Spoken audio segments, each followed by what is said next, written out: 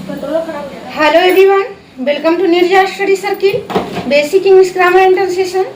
आज का हमारा टॉपिक है बेसिक इंग्लिश ग्रामर में फ्यूचर सिंपल फ्यूचर टेंस यानी फ्यूचर इंडेफिनिट टेंस का पैसिव वॉइस कैसे बनाएं। आज हम लोग फ्यूचर टेंस का पैसिव वॉइस बनाना सीखेंगे। उसमें सबसे नंबर 1 है फ्यूचर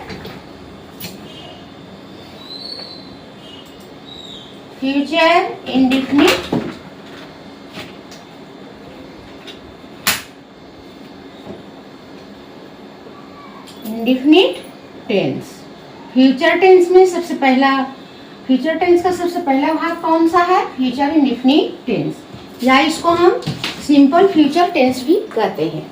तो सबसे पहले हम लोग ये जानेंगे कि what is future indefinite tense. तो ये हम लोगों ने टेंस में पढ़ चुके हैं। अब हम लोग क्या करेंगे कि अब हम लोग फ्यूचर इंडेफिनिट टेंस के सबसे पहला सेंटेंस कौन सा है? अफर्मेटिव सेंटेंस है। तो हम लोग अफर्मेटिव सेंटेंस का पैसिव वॉइस बनाना सीखेंगे। Number 1,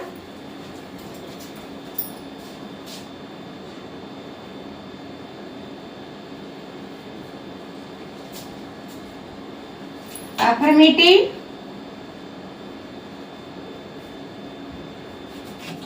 sentence. तो फ्यूचर इंडेफिनिट टेंस के अफर्मेटिव सेंटेंस का बनाने का स्ट्रक्चर क्या है, सबसे पहले ये जानेंगे। तो इसका बनाने का स्ट्रक्चर है,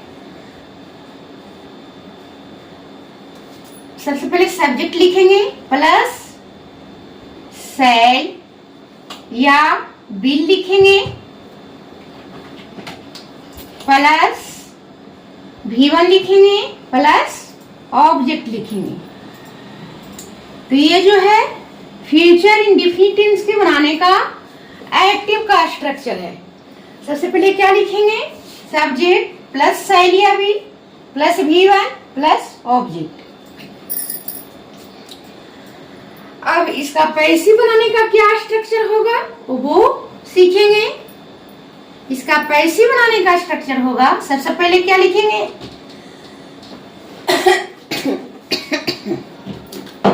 सबसे पहले ऑब्जेक्ट एज सब्जेक्ट लिखेंगे प्लस, ये क्या क्यों बंद हो गया? और लाइट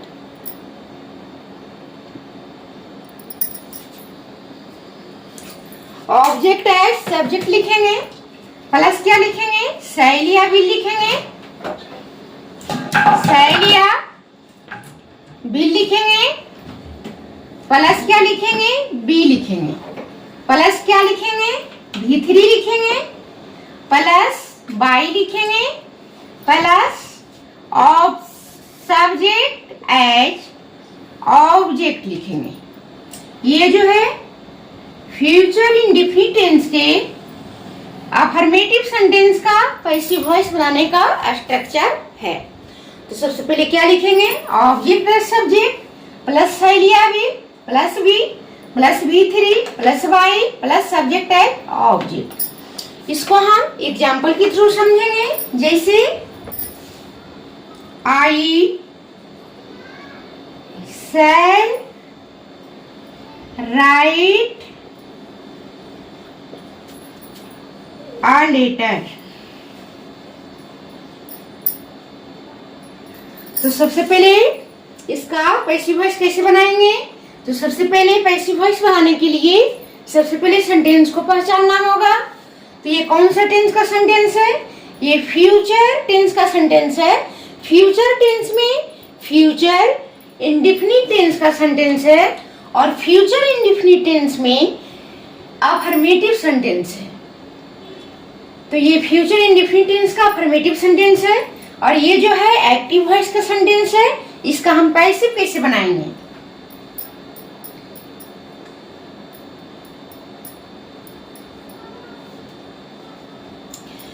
तो सबसे पहले ये जानेंगे कि अफर्मेटिव सेंटेंस का पहचान क्या है। सब्जेक्ट, तो यहाँ सब्जेक्ट है। सेल या बिल, तो यहाँ सेल है। उसके बाद V1 राइट क्या है? V1 है। ऑब्जेक्ट, उसके बाद क्या है? ऑब्जेक्ट है। तो ये फ्यूचर इंडेफिनिट टेंस के कौन सा सेंटेंस हुआ? अफर्मेटिव सेंटेंस हुआ। अब इसको हम लोगों ने ये पैसिव वॉइस कैसे बनाएंगे? बिल्कुल स्ट्रक्चर के थ्रू बनाएंगे। इसका बनाने का स्ट्रक्चर क्या है? सबसे पहले क्या लिखेंगे? Object as subject. तो यहाँ ऑब्जेक्ट एज सब्जेक्ट यानी सब्जेक्ट के स्थान पे ऑब्जेक्ट लिखना है। यहाँ ऑब्जेक्ट क्या है? A letter. यहाँ पे क्या लिखेंगे? आ लेटर प्लस शैलिया भी। तो आ लेटर के अनुसार विल हेल्पिंग वर्ब का यूज होगा। प्लस बी, तो बी लिख देंगे। Plus V3 right. राइट क्या है? V1 है, तो राइट का V3 क्या होगा? Retain.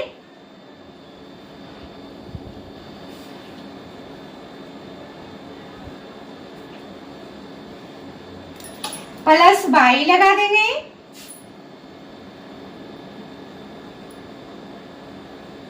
Plus subject as object. Subject as object का मतलब हुआ कि जो सब्जेक्ट है वो ऑब्जेक्ट के स्थान पे लिखाएगा। तो यहाँ पे सब्जेक्ट क्या है? आई, तो ऑब्जेक्ट में आके क्या बन जाएगा? मी। सबसे पहले क्या लिखेंगे? Object as subject plus be लिया shall plus be plus V3 plus by plus subject as object. Shall write a letter. इसका हम पैसिव वॉइस कैसे बनाएंगे? A letter will be written by me। अब दूसरा एग्जाम्पल देख लेते हैं।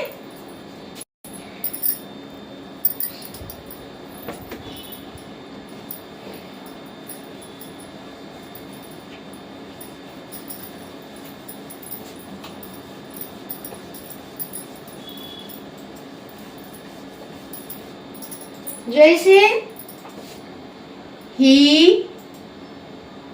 will do the work carefully।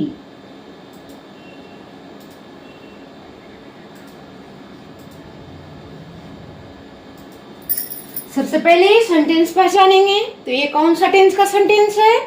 तो ये फ्यूचर इंडेफिनिट टेंस की अफर्मेटिव सेंटेंस है, क्योंकि इसमें सब्जेक्ट है प्लस शैलिया विल है प्लस V1 है प्लस ऑब्जेक्ट है अदर वर्ड है।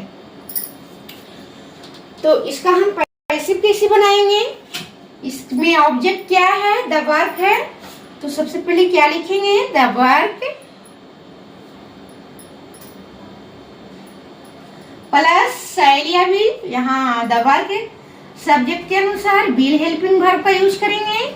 प्लस बी लिखेंगे प्लस V3 डू का V3 क्या होगा? डन। प्लस बाई लिखेंगे। डन के बाद क्या लिख देंगे? केयरफुली है, तो केयरफुली लिख देंगे।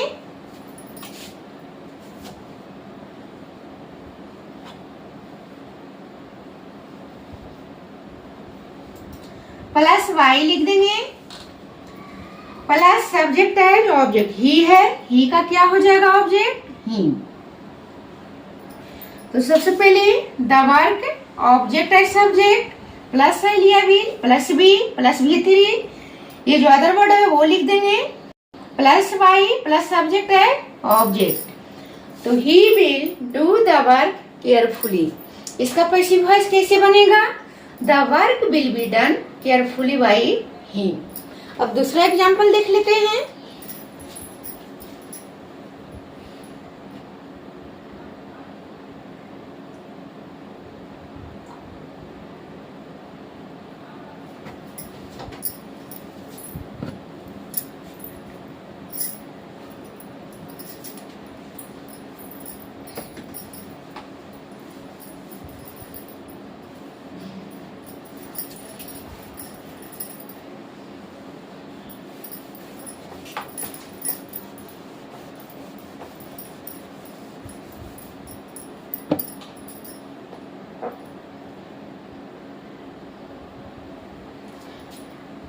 अब एक और एग्जाम्पल देख लेते हैं। जैसे the postman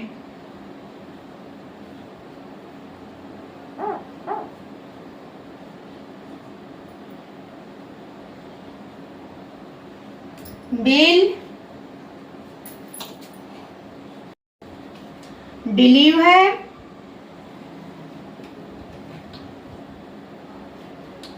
the letters. The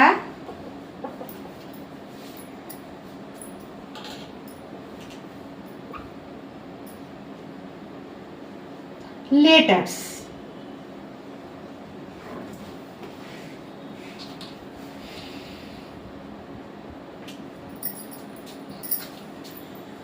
तो सबसे पहले सेंटेंस पर जानेंगे। ये फ्यूचर इंडेफिनिट टेंस का अफर्मेटिव सेंटेंस है, क्योंकि इसमें पहले सबसे पहले क्या है, सब्जेक्ट प्लस बिलियस है प्लस V1 प्लस ऑब्जेक्ट। इसका हम कैसे बनाएंगे, सबसे पहले ऑब्जेक्ट लिखेंगे। ऑब्जेक्ट है subject, the letters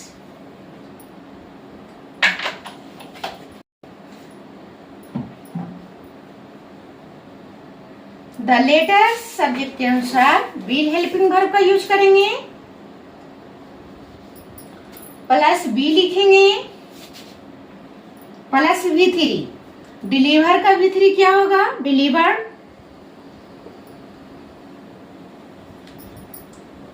deliver plus by plus क्या लिखेंगे, by plus subject as object the postman.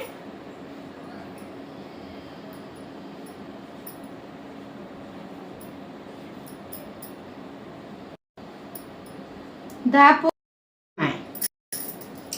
तो सबसे पहले ऑब्जेक्ट एज सब्जेक्ट प्लस बिलियस है plus be plus V3 plus by plus subject as object. The postman will deliver the letters. इसका कैसे बनेगा, the letters will be delivered by the postman. एक और एग्जांपल देख लेते हैं।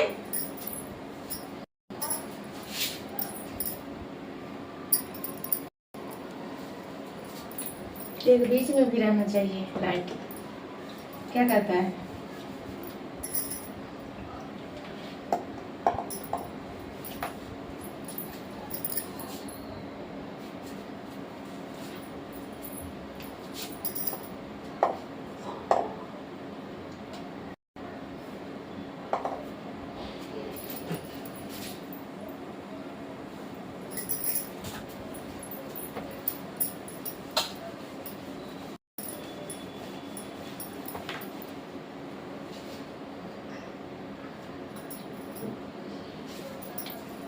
जैसे the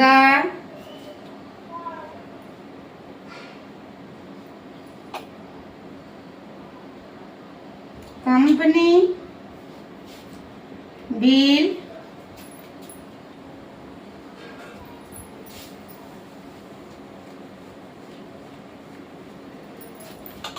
and opportunity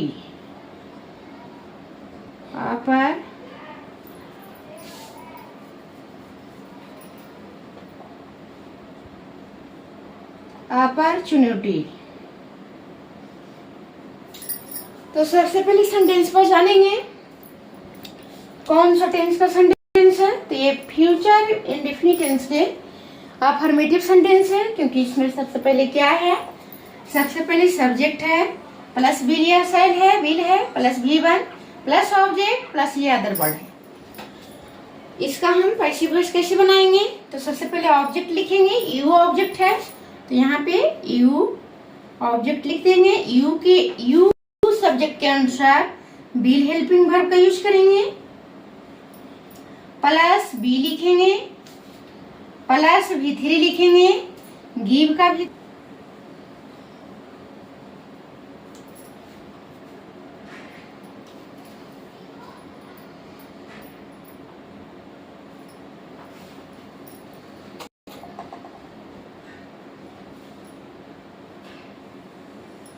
opportunity plus by लिख देंगे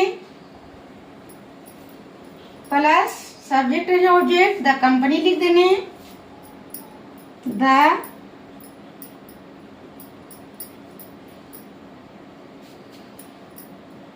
कंपनी। तो सबसे पहले ऑब्जेक्ट एज सब्जेक्ट बिलियस है plus be plus V3 plus जो अदर वर्ड है वो लिख देंगे, प्लस बाई प्लस सब्जेक्ट है ऑब्जेक्ट। तो the company will give you an opportunity. इसका पैसिव वॉइस कैसे बनेगा? You will be given opportunity by the company. तो आज के वीडियो में इतना ही। तब तक के लिए thanks for watching this video.